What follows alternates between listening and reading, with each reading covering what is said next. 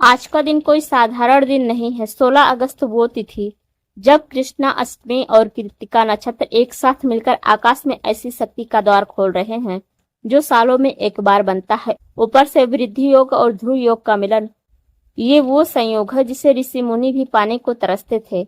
आज का ये समय आपके जीवन से दुर्भाग्य मिटाकर धन, सफलता और सम्मान की वर्षा कर सकता है। बस शर्त एक है, आपको इस रहस्य को जानना और सही समय पर सही विधि से अपनानी होगी। और यकीन मानिए, आज हम आपको जो बताने वाले हैं वो सिर्फ उपाय नहीं बल्कि किस्मत बदलने की चाबी है। हम आपको एक ऐसी तारीख, एक ऐसा समय और एक ऐसा रहस्य बताने वाले हैं जो आपकी जिंदगी बदल सकता है। ये बात शिव महापुराण में लिखी है और गुरु जी ने भी कई बार इसे अपनी साधना में परखा है। गुरु जी कहते हैं, हर दिन एक जैसा नहीं होता, हर समय एक जैसा नहीं होता और हर पल आपके लिए दरवाजा नहीं खोलता। लेकिन आज हम आपको वो पल बताने वाले हैं, वो चाबी जिससे आप अपनी किस्मत का ताला खोल सकते हैं। ये सिर्फ एक तारीख नहीं, ये संयोग है। कृष्ण पक्ष अष्टमी, कृत्तिका नक्षत्र और वृद्धि योग से ध्रुव योग। ये तीनों का एक साथ आना वैसा है जैसे तीन अलग अलग नदियां मिलकर एक महासागर बना दें।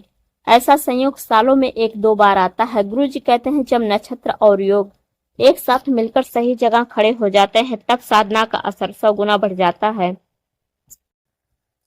आप में से कुछ लोग सोच रहे होंगे, क्या सच में क्या इतना आसान है?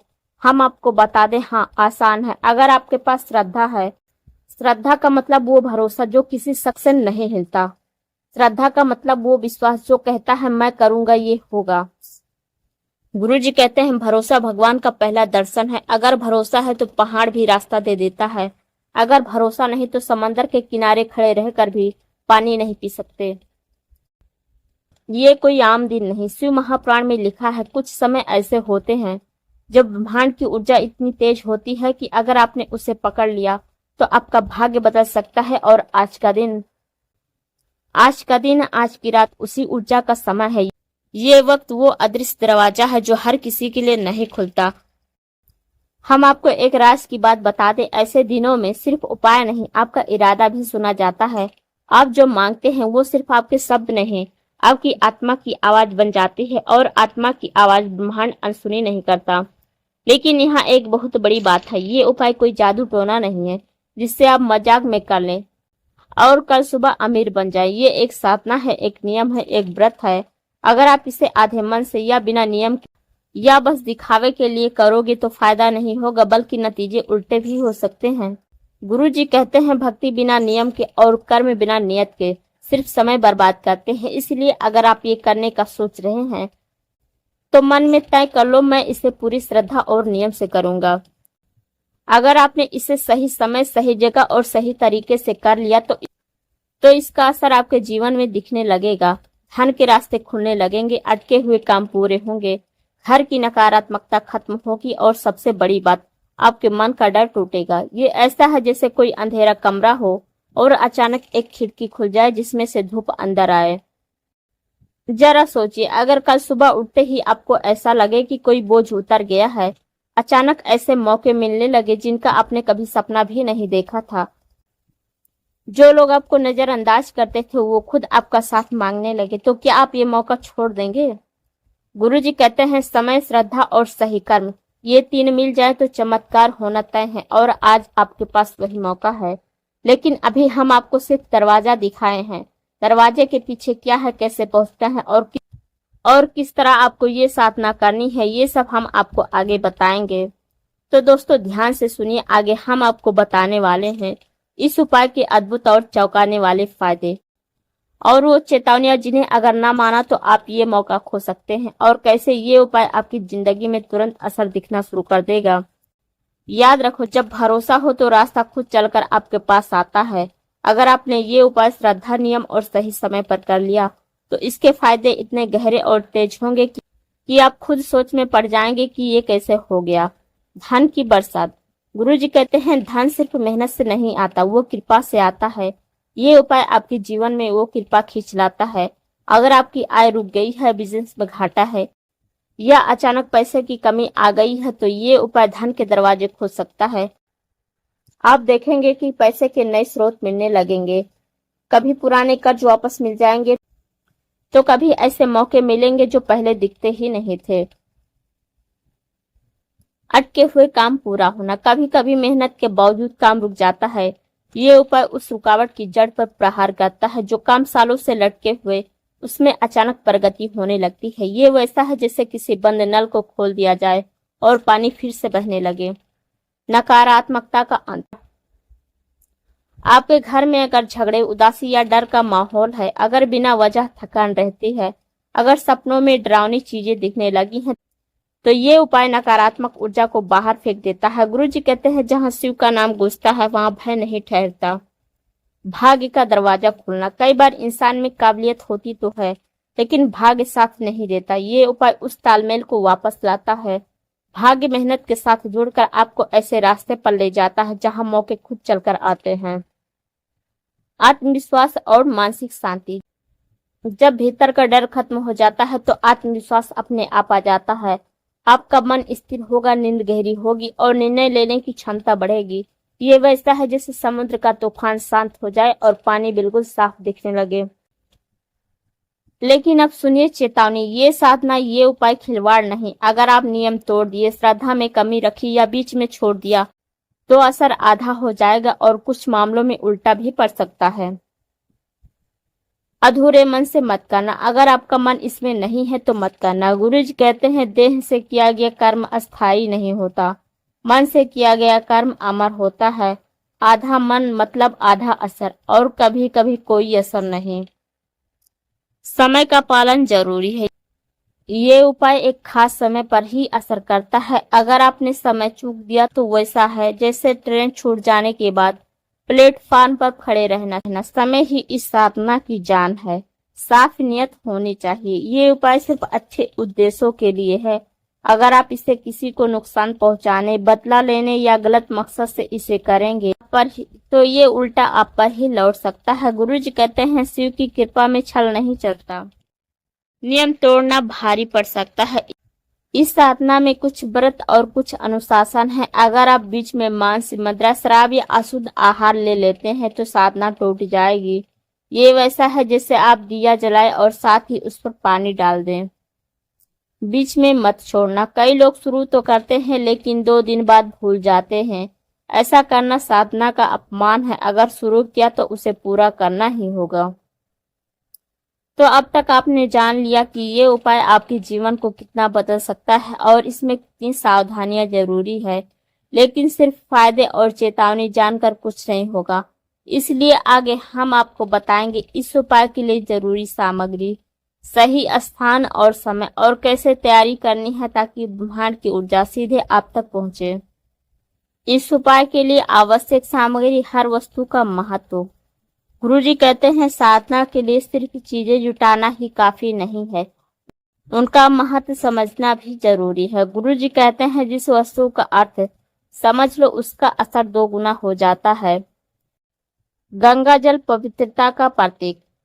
गंगा का जल सिर्फ पानी नहीं, यह ब्रह्मांड की ऊर्जा और पवित्रता का प्रवाह है। इससे वातावरण और आपका मन दोनों शुद्ध होते हैं। साधना में ये एक सुरक्षात्मक घेरा बनाते हैं। बेलपत्र, शिवप्रिय पत्ता। 3 पत्तियों वाला बेलपत्र त्रिदेव ब्रह्मा, विष्णु, महेश का प्रतीक है। शिव महापुराण में लिखा है कि बेलपत्र अर्पित करने से कई जन्मों का पाप मिट जाता है और शिव कृपा तुरंत मिलती है। काले तिल, नकारात्मक ऊर्जा नाशक। काला तिल शनि और नकारात्मक ग्रहों की अशुद्धता को शांत करता है। साधना के दौरान जो भी बुरी ऊर्जा आपके आसपास हो, ये उसे सोकर नष्ट कर देता है। दीपक, घी का प्रकाश और ऊर्जा का प्रतीक। दीपक जलाना मतलब अज्ञान का अंधकार मिटाकर ज्ञान का प्रकाश लाना। साधना के समय दीपक जलाना आपकी ऊर्जा को केंद्रित करता है और सकारात्मक तरंगे फैलाता है। चावल, अक्षत, स्थिरता का प्रतीक। बिना टूटे हुए चावल जीवन की स्थिरता और पूर्णता को दर्शाते हैं। आपकी इच्छाएं स्थिर रहें और जल्दी पूरी हो, इसके लिए अक्षत का प्रयोग होता है। केसर या हल्दी, समृद्धि और पवित्रता। ये दोनों धन, सौभाग्य और पवित्रता के सूचक हैं। साधना में इसे अर्पित करने से लक्ष्मी कृपा और शुभ फल जल्दी आते हैं।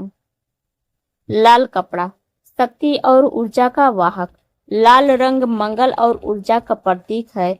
इसमें सामग्री बांध कर रखने से साधना की शक्ति कई गुना बढ़ जाती है। शिवलिंग या शिव चित्र शिव का प्रतीक जो अनंत और निराकार का प्रतिनिधित्व करता है।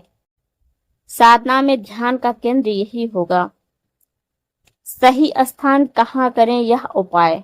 गुरु जी कहते हैं जहाँ मन को शांति मिले वहीं साधना का असर बढ़ता है। स्थान के नियम। पहला विकल्प है शुद्ध और शांत स्थान जहाँ शोर झगड़ा या गंदगी ना हो। घर का उत्तर पूर्व दिशा। पूर्व दिशा ज्ञान और ऊर्जा का द्वार है। उत्तर धन और समृद्धि का मार्ग खोलता है। सही समय कब करें यह उपाय। गुरु जी कहते हैं इस उपाय का असर समय पर निर्भर करता है क्योंकि हर पल की ऊर्जा अलग होती है। 16 अगस्त का ये संयोग कृष्ण पक्ष अष्टमी कृतिका नक्षत्र वृद्धि योग से ध्रुव योग अपने आप में दुर्लभ है। सुबह का ब्रह्म मुहूर्त 4 बजे से लेकर 5:30 बजे तक। मन सबसे शांत, ध्यान गहरा और ऊर्जा सबसे तेज। रात्रि का मुहूर्त अष्टमी तिथि की रात 12 बजे के बाद। इस समय साधना सीधे और चेतन मन से ब्रह्मांड से जुड़ती है। ब्रह्म मुहूर्त में की गई साधना दीर्घकालिक फल देती है। 12 बजे रात के बाद की गई साधना तुरंत असर दिखाती है, खासकर नकारात्मकता दूर करने के लिए। साधना से पहले स्नान करें। हल्के रंग के कपड़े पहने, सफेद या पीले। एक दिन पहले मांस, शराब और तामसिक भोजन से बचें। मोबाइल, टीवी और किसी भी तरह के व्यवधान से दूर रहें। तो अब आपके पास है सारी सामग्री, सही स्थान और समय की पूरी जानकारी। तो आगे हम आपको बताएंगे विधि। इस उपाय को शुरू करने से और अंत तक कैसे करना है, कौन सा मंत्र जप करना है और कैसे आपको खुद महसूस होगा कि आपकी ऊर्जा बदल गई है। उपाय करने की पूरी विधि अर्थ सहित। चरण 1 साधना से पहले की तैयारी। शरीर और मन की शुद्धि। स्नान करें, स्वच्छ वस्त्र पहने, सफेद या पीला हल्का। शरीर की शुद्धि और मन की स्थिरता आती है। इससे शरीर की शुद्धि और मन में स्थिरता आती है। स्नान से आपकी ऊर्जा का प्रवाह खुलता है ताकि साधना का असर तुरंत हो। स्थान की शुद्धि। साधना स्थल पर गंगा जल छिड़कें। यह एक सुरक्षात्मक कवच बनाता है जिससे नकारात्मक शक्तियां दूर रहती हैं। आसन और दिशा का चयन। कोसा आसन या स्वच्छ कपड़े का आसन बिछाकर बैठें। मुंह पूर्व या उत्तर दिशा की ओर रखें। पूर्व दिशा ज्ञान और आध्यात्मिक ऊर्जा का स्रोत है। उत्तर दिशा धन और सौभाग्य का मार्ग खोलती है। चरण 3 दीपक और मंत्र से वातावरण बनाना। दीपक जलाना। घी का दीपक जलाएं, उसमें 2 बातियां रखें। 2 बातियां शिव और शक्ति के मिलन का प्रतीक है। ये साधना को पूर्णता देती है। मंत्र उच्चारण से वातावरण शुद्ध करना। अब 3 बार ओम नमः शिवाय मंत्र का जाप करें। ये मंत्र आपकी चेतना को शिव ऊर्जा से जोड़ देता है और मन को केंद्रित करता है। चरण 4 पूजन विधि। शिवलिंग पर गंगा जल से अभिषेक करें और गंगा जल से शिवलिंग धोएं। जैसे नदी से बहकर पत्थर पवित्र हो जाते हैं, वैसे ही गंगा जल शिवलिंग की ऊर्जा को सक्रिय करता है। बेलपत्र अर्पण। 3 पत्तियों वाला बेलपत्र शिवलिंग पर चढ़ाएं और हर बार ओम त्र्यंबकाय नमः बोलें। ये मंत्र स्वास्थ्य, दीर्घायु और नकारात्मकता नाश का आशीर्वाद देता है। काले तिल अर्पित करना। थोड़े से काले तिल शिवलिंग पर अर्पित करें। ये सभी प्रकार की ग्रह बाधाएं और अशुभ प्रभाव को दूर करता है। केसर या हल्दी चढ़ाना। थोड़ी सी हल्दी या केसर शिवलिंग पर लगाएं। यह समृद्धि और सौभाग्य का आवाहन है। चरण 5 विशेष मंत्र जाप। अब इस समय 108 बार इस मंत्र का जाप करें। ओम हौम जूम सह ओम नमः शिवाय। ओम का मतलब है ब्रह्मांड की मूल ध्वनि। हम का मतलब है शिव शक्ति का आवाहन। जुम का मतलब है सुरक्षा कवच बनाना। सह का मतलब है नकारात्मक ऊर्जा का विनाश। ओम का मतलब है नमः शिवाय, शिव का स्मरण और कृपा प्राप्ति। चरण 6 संकल्प और प्रार्थना। अब दाहिने हाथ में अक्षत और फूल लेकर अपनी इच्छा मन ही मन में बोलें। जब आप ब्रह्मांड को स्पष्ट संदेश देते हैं तो ऊर्जा उसी दिशा में काम करना शुरू करती है। अब बोले, हे शिव, मेरे जीवन से दुर्भाग्य दूर करें, समृद्धि और शांति का मार्ग खोलें। गुरु जी कहते हैं, शब्दों में शक्ति होती है। जब आप सीधे श्रद्धा से बोलते हैं तो वो तरंगे आपके चारों ओर बदलाव लाती हैं। चरण 7 समापन। दीपक को जलता रहने दे जब तक वह खुद न बुझ जाए। अगले दिन उस जगह को फिर से गंगा जल से पवित्र करें। गुरु जी कहते हैं, साधना की ताकत सिर्फ विधि में नहीं, श्रद्धा में है। अगर श्रद्धा पूरी है तो ये उपाय आपकी किस्मत पलटने की ताकत रखता है। अब आती है बात सावधानियां। ये भूलकर मत करना। साधना के दौरान मन भटकना नहीं चाहिए। अगर मन बार बार इधर उधर जाएगा तो ऊर्जा टूट जाएगी। आपकी आंखें हल्की बंद करके सिर्फ शिवलिंग या शिव संकल्प पर ध्यान दें। गुस्सा, झूठ और नकारात्मक सोच से बचें।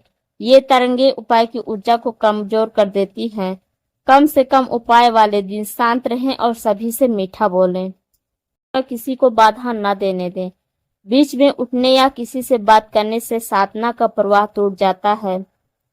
सामग्री का अपमान ना करें। जो वस्तु आप अर्पण कर रहे हैं वो सीधे देव ऊर्जा से जुड़ी है। बची सामग्री को नदी में प्रवाहित करें या पेड़ की जड़ में रखें। मंत्र को धीमी लयबद्ध आवाज में बोलें। इससे मंत्र की तरंगे आपके आसपास एक ऊर्जा कवच बना देगी। साधना के 5 मिनट पहले ध्यान लगाएं।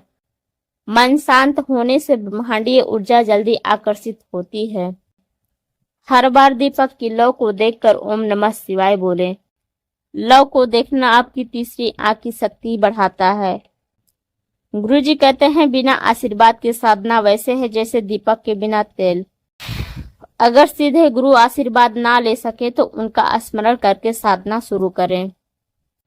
अब आपका उपाय पूर्ण हुआ। ये सिर्फ एक उपाय नहीं, ये आपके जीवन में दुर्भाग्य को जड़ से खत्म करने और धन, सौभाग्य और शांति का मार्ग खोलने का गुप्त द्वार है। गुरु जी इसे जीवन परिवर्तन साधना कहते हैं। और सोचिए, अगर एक साधना आपकी किस्मत बदल सकती हो तो क्यों न आज ही शुरू करें। लेकिन याद रखिए, श्रद्धा, नियम, सही समय, चमत्कारी परिणाम।